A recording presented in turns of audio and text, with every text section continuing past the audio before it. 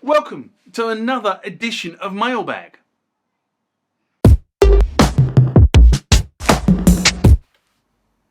Now, Mailbag is a feature of the channel where I discuss questions and comments that you guys leave on my channel. Some of them I can answer, some of them I can't, and some of the comments I feel should be shared with you. But right now, into the first Mailbag item of this session. Remember, like, comment, subscribe to the channel. Go over to Instagram and follow me there. Go over to Facebook, follow me there. That's where the normal notices are. And consider becoming a Patreon. Yes. This one comes from my retro gear demos, and it's in response to the Retrobrite experiment, the full process that I undertook. A video I did in...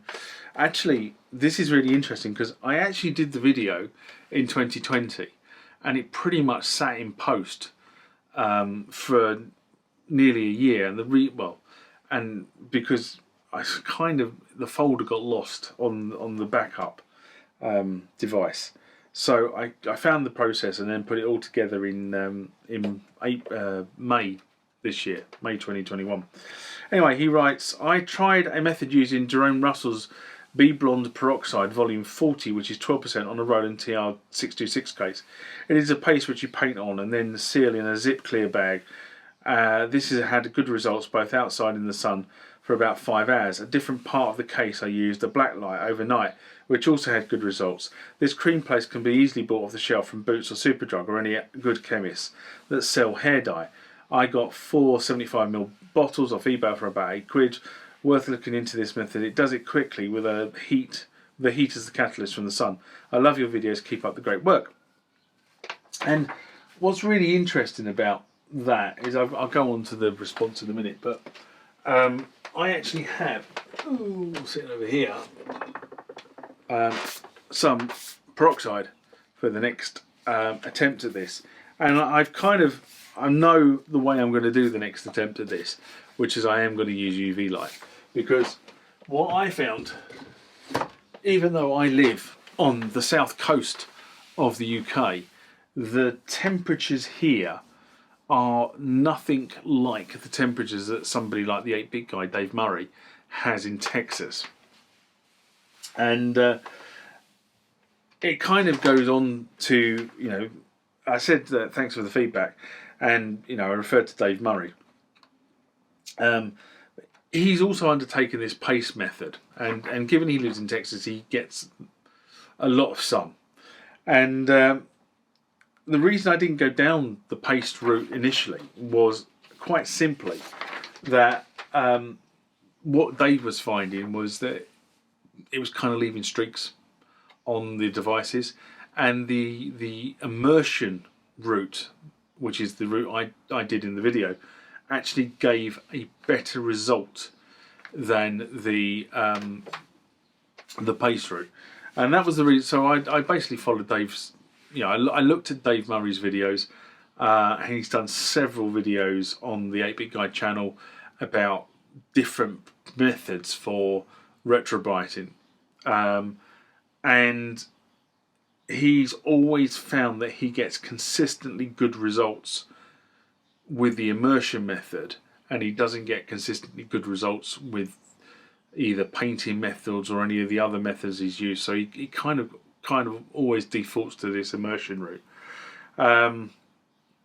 to get this stuff clean. Now, the one thing I will say about if you're going to do retrobriting, there's a couple of things you need to be really clear and follow certain steps. The first is that peroxide is by its very nature a bleach. Okay, it's a very strong bleach, but it's a bleach, right? So the first thing you don't want to do is you don't want to get it on your hands. So make sure you wear gloves when you're dealing with this stuff.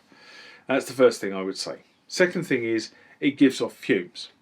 So don't do it in the house, right? So when I did the UV part of it, I did it on this bench here, right? This is in my workshop, and therefore if there are nasty fumes in here, I don't care. And the second thing is I can leave the window open so those fumes vent.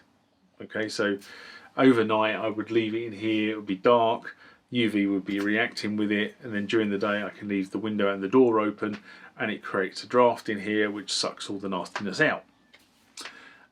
So they're the kind of two things I would really watch out for. And as I say, it's a bleach, so the other thing you have to do is when you buy this peroxide stuff, and it's something I didn't realise, you really need to keep it out of daylight, because obviously it's the reaction with the UV in general daylight that actually causes the reaction, the chemical reaction with the thing you're trying to retrobrite. And hence the reason why what you saw me a couple of minutes ago was I had the peroxide I've got is actually in a cardboard tube, which means that it's actually dark. It's kept very much away from any light in that cardboard tube until I'm ready to use it. And I have got another piece that I do want to do some retrobriting on,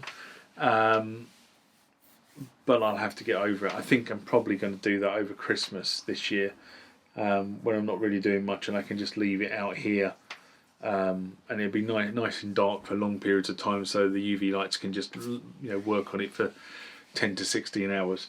I think if I'd done it that way to start with, rather than trying to do it out in the garden, I think I probably would have achieved my goal probably a lot sooner.